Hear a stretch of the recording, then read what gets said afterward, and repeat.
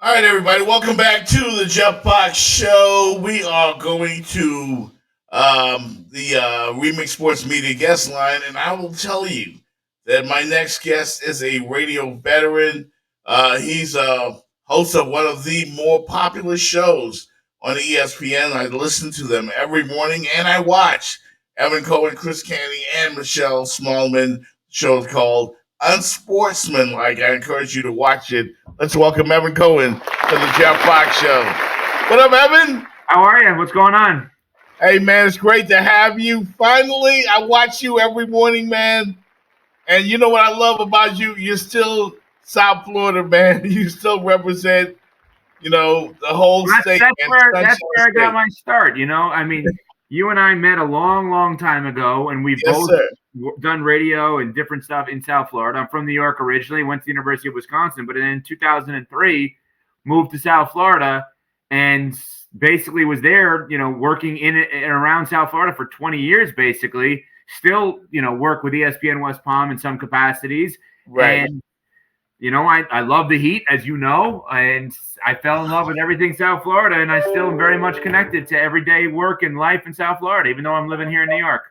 No doubt. Thank you for representing, man. I wanted to let you know that you represent the Heat culture well, and we're gonna get into something a little controversial because I upset some Heat fans yesterday, and I'm sure a lot of people are talking about the whole Pat Riley, Jimmy Butler thing. But first of all, I want to say how proud I am of you for standing up for the Heat culture. Explain to America what is Heat culture. It is getting every ounce of who you are and what you are out of yourself and doing it to help others on a regular basis. Now, that is not a basketball answer. That is not a specific to the Miami Heat's, roster. That's Mm-hmm. not about whether or not Cole Swider or Jamal Cain should be on the team next year. Right. That is specific to a way of life that honestly, Jeff, that we should all strive to be like. And I cannot say that I am like that on a daily basis. There are days where I definitely, like any other person, probably leave some things on the table and could do better. And I think what Pat Riley has done with Heat culture is make sure that there are no excuses, that you are as prepared as you can be, and that every ounce of you is pulled out of you by your teammates and by yourself on an everyday basis, and that you're doing everything the right way for other people. Now, that's in real life terms, but I truly believe that's what it is. It's Mhm. maximizing everything about yourself. It is the next person up on a regular basis where it doesn't matter where you're drafted, where you're from, what you look like you're there to play basketball and win. And I think that Pat Riley's methodology over the course of a decade, 2 decades, Right. has proven to work. Whether it's the Wade and Shaq teams, LeBron, Wade, and Bosh, or Jimmy Butler teams, they go deep into the postseason. They are, well, not this year. They are never out of it, and they get everything out of their players in a way that, frankly, other teams don't get.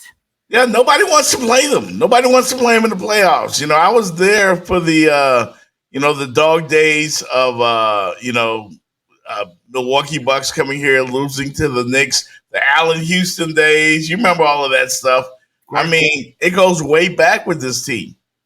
And Udonis Haslam told me it isn't for everybody, is it? No, and I think that's a big part of it is that, and I have started to use that in like everyday walk of life because like I'm pretty intense most Right. times. I'm not saying I'm level of Heat culture, but like I know I may not be for everybody, and we may not be for everybody. I mean, as a show, I mean like mentality wise, and I Right. love that they own that. Right, there are some players that openly, Jared Dudley, right, longtime NBA player, and he's assistant coach of Yeah. the Cavs now. He openly says, I couldn't do it. I couldn't get the body fat where I would need to. It's not for me. I actually have more respect for a guy like that understands what it is instead of clowning on it or ripping on the idea of Heat culture. No, if you don't think this is for you, you Hmm. be part of it. And I think with everything that happened yesterday with Jimmy Butler and Pat Riley, that is the epitome of Heat culture. They're going to be real. They're going to be open. They're going to be honest. They're going to be direct, and they're going to be strategic in that. And I don't think Jimmy's going to run from it. I really don't. I know a lot of people think, oh, this is going to be a big trade demand summer. I don't see that happening. I don't see it happening either. As a matter of fact, ESPN First Take had the question today: should the Miami Heat move on from Jimmy Butler? I think Jimmy Butler is the definition of Heat culture. He embraces Heat culture, and I don't see him leaving just because Pat Riley called him out. No, I think it's this, but for your audience that may not know all of the details like you and I do, having been around it, I'm not saying that either of us are Heat beat reporters or anything like that, but been around it enough to know. Right. This, to me, is not as much about Jimmy Butler and Pat Riley as it is about Pat Riley and LeBron James. Let me explain. When the big three had completed their fourth year, LeBron was entering into free agency. They had lost to the Spurs. Pat Riley has a press conference talking about this as a generational team, the chance to be a generational team. Yes. And either you run through the door or you run out the door. And that was a public challenge to LeBron James. And at that point, he ran out the door. He went to Cleveland, 4 straight finals, won a championship, as we all know. And Miami struggled for a little bit. And Riley gets back up to the press conference, weeks, months, whatever it is later. And he's talking about the smiling face with the hidden agenda that LeBron never told him he was leaving or anything like that. And I think in many ways, this is a press conference that resembles that press conference more than anyone in between. So that would have been 2014, if I'm not mistaken. Yep. So we're talking about a decade later. That was this week.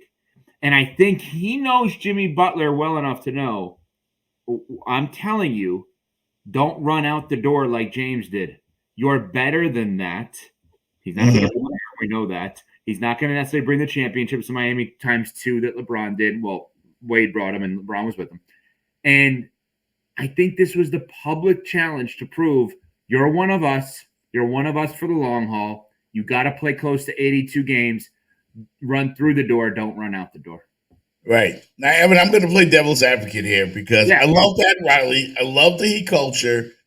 But I upset some folks yesterday when I publicly said that Pat Riley has failed Jimmy Butler. Do you think I'm wrong in that? Well, no. Let's play out your side of this for a second. So everything I just said, right? He has that public challenge towards LeBron. Jeff, you have every right to sit here and say, yeah, and what happened after that? Right. He left, right? So you can sit there and say, hey, that backfired. That was not the right strategy. In this case, has Pat Riley failed Jimmy Butler? That is a nuanced question on so many levels. So let's go back. What was Jimmy Butler looking for prior to arrival in Miami? He was looking for the vote of confidence to be the 1A star. Philly didn't give it to him. Minnesota didn't give it to him. Chicago didn't give it to him, despite his excellent play with all 3 franchises. Miami gave it to him. So that's point number 1. Did he fail him? In that case, I would say no. Now, upon arrival, has he put superstars around him? He had Goran Dragic around him. He had Kyle Lowry, who he asked for, around him. Mm-hmm. He drafted extremely well, in my opinion, when you're thinking about Bam Adebayo, Tyler Hero, Jaime Jaquez, and now Jovic. Right. He had amazing complementary pieces over the course of time, whether it be Iguodala, Jay Crowder, PJ Tucker, Highsmith Martin. I mean, I think that they're some of our scrap heap guys. They're not elite level players outside of Iguodala. He's had very good complementary pieces. Has he had other stars around him? The answer to that is no. Now let's talk about why the answer to that is no. Some of the resources were used retroactively to get Kyle Lowry. Everybody says, well, they should have drafted Tyrese Maxey and not Precious Achiuwa. I would counter that by wondering if they drafted Tyrese Maxey, what is it? His development in 1 year in Miami been enough for Jimmy Butler to say to Pat Riley, don't trade him for Kyle Lowry? I don't think so, because he would have backed up Goran Dragic and he would not have played that much in that year. I don't think necessarily. Maybe I'm wrong on that. Maybe, and Maxey's awesome. Pat Riley, in the 5 years that Jimmy has been as part of the Heat, right? 5 years, if I'm not mistaken, 5 years he's been with the Heat. 2 NBA Finals. He has not gone all in. He didn't get Dame. He didn't get Durant. There are probably others that, they tried to get Giannis. Obviously, that was never coming to fruition. I think failed, Jeff, is too strong. I think I would look at it as, I'll ask it in return. Mm-hmm. Has Pat Riley gone all in around Jimmy Butler? I don't think so. And here's why I don't think so. I think Eric Spoelstra is the best coach in the NBA. Agreed. I think Pat Riley is comfortable with the fact that Eric Spoelstra can squeeze water out of a rock. He can sell ice to an Eskimo. He just gets everybody all dialed in. So there's a certain kind of a player that I would say embodies what is a Miami Heat player, that has that Heat culture in them. Guys like Gabe Vincent, Max Strus, Haywood Highsmith, they all bought in. They all fit that. PJ Tucker fit that image. Yep. But you need a superstar. You need another one. Jimmy's not enough. When we played the Lakers in the bubble, I knew we would not win. Even though I know Jimmy, you remember the legendary picture of Jimmy with his head bowed. I mean, he gave it all he had.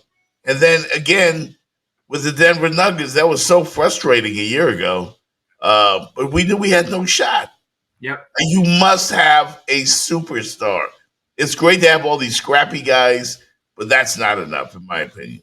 You're right. I mean, I think you're right about that. And I would like to see what they look like going all in, what that actually means, because we have not seen that. But calling them a failure, I'm just not comfortable with at this specific. Sorry, you didn't call them a failure. Let me make that clear. Calling what Pat Riley has done for Jimmy Butler, that he has failed him, to me is a little extreme. Because I also have to wonder, with the Miami Heat, would Jimmy Butler, who has proven to be nothing but a fantastic teammate, now he's quirky, he's weird. I think they have made more. Made more decisions to give in to some of Jimmy's requests and needs than they have for any star I've ever. I think they've done more for Jimmy in terms of allowing him to do things than they did for LeBron. Yeah, I agree. If you notice on Jimmy's Instagram, I'm reading deep into things. But when they have road trips, I don't think he stays with the rest of the team. I think it's pretty clear he's not with the rest of the team at all times. LeBron James couldn't even bring some of his business associates that he's known his whole life on the team plane. And by the way, I have more of an issue with them allowing Jimmy to not be with the team they did, like LeBron saying, hey, Maverick Carter, Rich Paul, they can't travel with us. So they made concessions for Jimmy Butler. But I think that they have been great for each other. And I guess where I'm going on this is I wonder if Jimmy would have been okay or is okay with the idea of saying, let's play out. Hey, we went out and we got Kevin Durant. It's his team now. You're going to be the 1B. Is he cool with that? Right. I mean, Jimmy's got the ego. His team. Yeah. That's an interesting question. It really is. And I don't know. I can't tell you for sure that he would be cool with it, but I think it would be smart of him to be cool with it. Right. But then, so the beauty of what he's had in South Florida with the Heat is if they won a title, it was because of him. When they get to the finals, it's because of him. If they go out this offseason and hypothetically trade Hero, Robinson, both young guys, Jovic and Jaquez, and then every pick, and add Rozier in there to make the money work. If they have those guys and they trade everybody, let's just say, for Durant, and they win a title next year, whose title is it? Great question. I would think that maybe you would have to say that's probably KD's title. And that is an absurd hypothetical that I'm presenting because I'm talking about a title that doesn't exist for a team that doesn't exist and an analysis of it after it's done. I only do that to fight off your take of he's failed Jimmy Butler. I look at it as he's given Jimmy Butler everything he wants, which is a clear-cut, no doubt, this is your team. You're the best player. You're going to be the main reason why if we win. You were the main reason they got to the finals. We all know how great Bam is. It's not about that, but you get the overall point. And so there needs, and you said it, there needs to be the right person that they bring in, right? There needs to be the right kind of star that they bring in because not everybody is made up for the Heat. And that's where we probably go next with this. But again, I guess, and I know I'm rambling, Jeff, but I'll go back to you on this. Okay, so your take is Pat Riley has failed Jimmy Butler. My take is yesterday was done for a reason because, as Jimmy's agent Bernie Lee said, they're cut from the same cloth. So Yes. is it over or is it just beginning? I would like to think that it's just beginning because I think what we see in the media nowadays is much ado about nothing. I don't think this is a problem at all. I think Jimmy likes the challenge. Remember when he blew up in Minnesota at the guys on the court? They didn't understand Jimmy. I think Pat Riley understands Jimmy. And, he's a straight shooter, to quote Stephen A's book, like tell it to me raw, give it to me raw. I can take it. Jimmy's that kind of a guy. People are thinking that now that Pat Riley called him out, you should keep your mouth shut and all of that stuff. It just sounded harsh, but I don't think it is all of that. What do you think? I would be surprised if Pat Riley hasn't said things like that to Jimmy Butler before yesterday. Like, I think that you asked the very first question you said to me. Exactly. What is heat culture? Yesterday is heat culture, right? Yes. That's what that is. And you and I we're not getting to the place the same way, but you and I are coming to the same place of yesterday's heat culture. Neither of us expect Jimmy to ask out. Both of us expect Jimmy to be back next year. And both of us expect to be talking in 6 months on your show about the idea of, boy, that really worked with Pat Riley calling out Jimmy Butler because Jimmy Butler is a different guy this year and he's played 47 of the first 50 games of the season. Yeah. I've seen him do it, and I don't know how he does it. Like, he really transformed into, like, playoff Jimmy, as Chris Rock said, is a thing. It's really a thing. And a lot of people around the country don't understand it. No, he's not a perennial all-star, but somehow he develops into playoff Jimmy. And that's why he said what he said about the Boston Celtics and the New York Knicks. I've seen it, and I believe it, that he might have made a difference. Who knows? He definitely would have made a difference. So, no question about that. I mean, now, would they have beaten the Celtics? Here's the biggest compliment I can give Jimmy. I'm going to re-ask the question to myself on this. Mm-hmm. Would they have beaten the Celtics? I don't know. And that's the biggest compliment, Jeff. And you don't know because of what we just said, what you just said. Playoff Jimmy is a thing. And Pat Riley just wants to see more of him. He didn't say he wants to see less. He didn't say, no, I'm not giving him a contract extension. He just wants to see more of this guy. It's honestly like, if you're married and your significant other is always on work trips, just for argument's sake, and you're just like, I'm having a really big problem with the relationship because we never see each other. And if we don't see each other, I'm going to be really upset. And I don't know what's going to happen with us in the future if we just don't see each other. So what is that actually saying? I just want to see you more. That's it.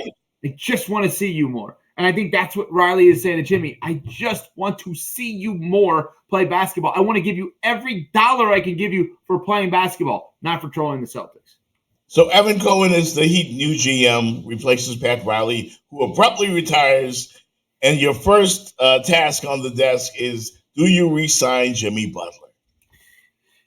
So what I am going to do with Jimmy Butler is I am going to tell him we are going to talk about this throughout the next few weeks. We're going to meet. We're going to have discussions. The first day we can offer you a deal is July 8th, I believe. Mm-hmm. And we're going to be honest with each other. We're going to have uncomfortable conversations. I'm going to say everything. You're going to say everything. And our goal is to keep you here. But our goal is to keep you here while you're playing basketball, while we have the proper pieces around you. And I do not want us to become the Phoenix Suns of this past year. Right. So I'd like to come to some sort of compromise. Now I'm making up numbers here, right? Because remember, it's not a 3-year extension. It's a 1-year extension on the 2 years he has remaining. Right. So I am saying to him, I know you want to make $100 million over 3 years. Again, I'm making up numbers. What's more important, the money or the years? And he may say, years. I want to be here. I want to be here for the long haul. Okay. If you want to be here for the long haul, I'm interested in that conversation. But here are the numbers that will and what they will then allow us to do. So if we theoretically pay you, I'm making this up, $60 million in year 3, here are the kinds of players we cannot get. But if I pay you $45 to $50 million in year 3, here are the kinds of players we would be able to get. And so we're going to make this decision together. We're going to make this decision as to what is best for us to win a championship. And if your goal here is to win a championship and to be here as long as possible, and you're actually telling me money is not the ultimate goal, well, let's figure this thing out together. Because what I am going to commit to you this offseason, if you commit to me, before we even go into the money on an extension, is I'm going to commit to upgrading the team. But I promise you it will be a downgrade if you don't play. You cannot ask me to upgrade the team as if I'm operating with one less player because you're not playing. So if I'm going to sit here and upgrade this team around you and Bam, I'm going to look for pieces that complement the two of you. If you're telling me you're not playing, then I will look for pieces that complement Bam, and there will be no year 3. Right. My good friend in South Florida media, Brendan Tobin, said Miami needs a whale. And I agree. We need another whale. Who's out there? Your question was, what do I do with Jimmy? That's a different question altogether. Yeah.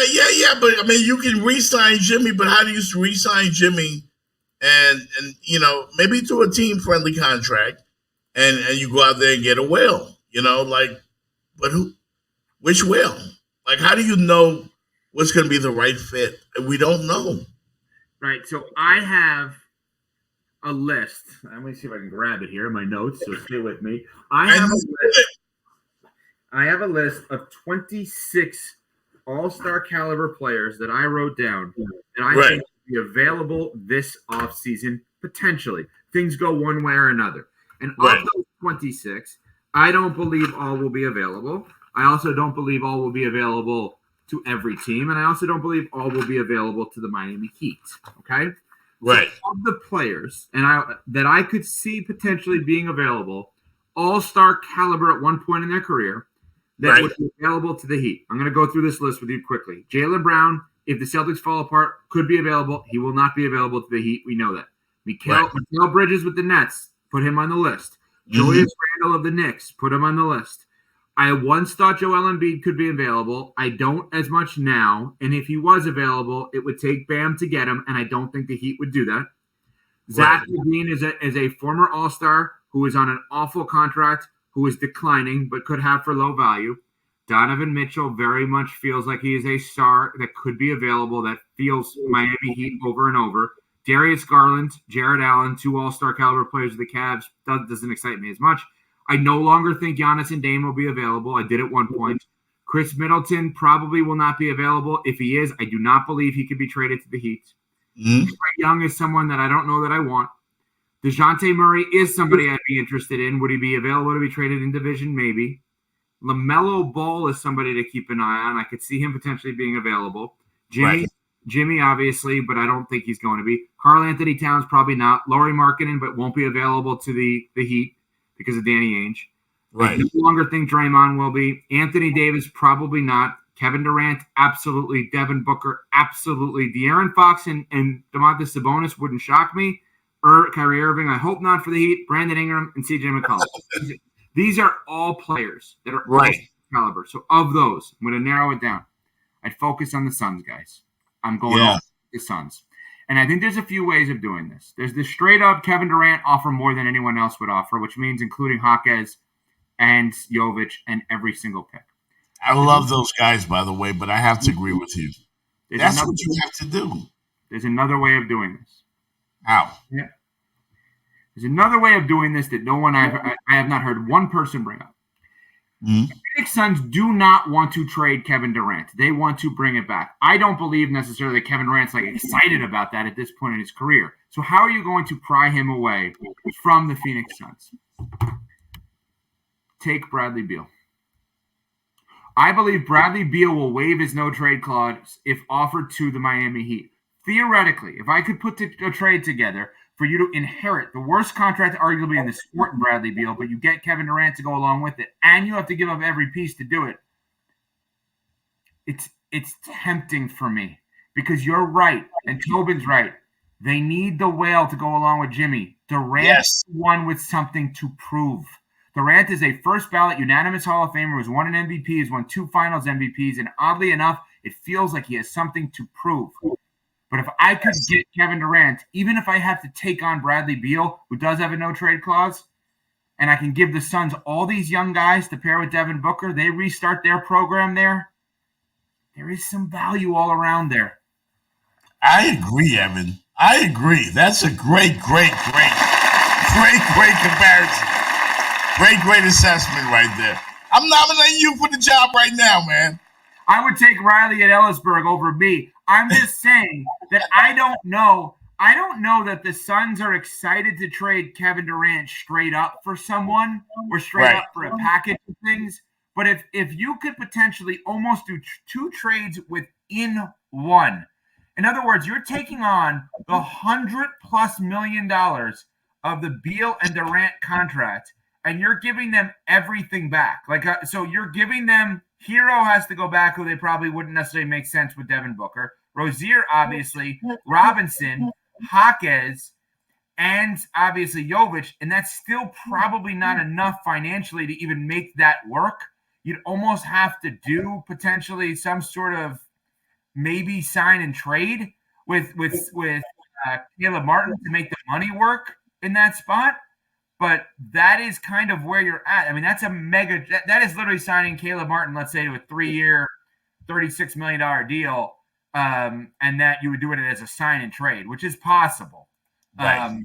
But that's what I would kind of look at with this. Yeah, I would love to see it happen, man, because that's what it's going to take, seismic shift for us to really be able to go deep into the playoffs. I know we've been to the finals twice in the last 5 years, but now it's going to take something drastic like this, and I definitely agree with you on that. I mean, maybe it's time for Pat to move out, crusty old vet, and we bring in Evan Cohen. I like that. Good reference. Okay, was he referenced our show? Because on Sportsmanlike, we stumbled on this conversation. Right. The terminology "crusty old vet" was used, and I just stopped when Michelle Coleman brought it up, and I'm like, "What an interesting term!" Because I always think of a baseball player like a fourth starter as a crusty old vet. Yeah, Kevin Brown. He made me too good. I think of like a Steve Track or like the 03 Marlins, Mark Redmond. Yeah. Pitcher, right? Yeah. A bunch of utility guys, man. I love the show, man. The show is hilarious. You guys talk about everything from rap beefs. Tell everybody where they can find us Sportsmanlike again, please. Unsportsmanlike weekdays, 6 a.m. to 10 a.m. ESPN West Palm locally in South Florida. Sirius XM 80, ESPN app, ESPN2, ESPNU. We're all over the place. My man Evan Cohen, man. Thank you so much, bro. Awesome. Thank you. And when the Heat make moves, we'll do it again. Yeah, we'll definitely do it again, man. Thank you so much, bro. This has been a long time in the making, but we finally got it done, man. Good talking to you. You too. Thank you. All right, buddy. Talk to you later. Thank you so much. Appreciate it. Yes, sir. Bye.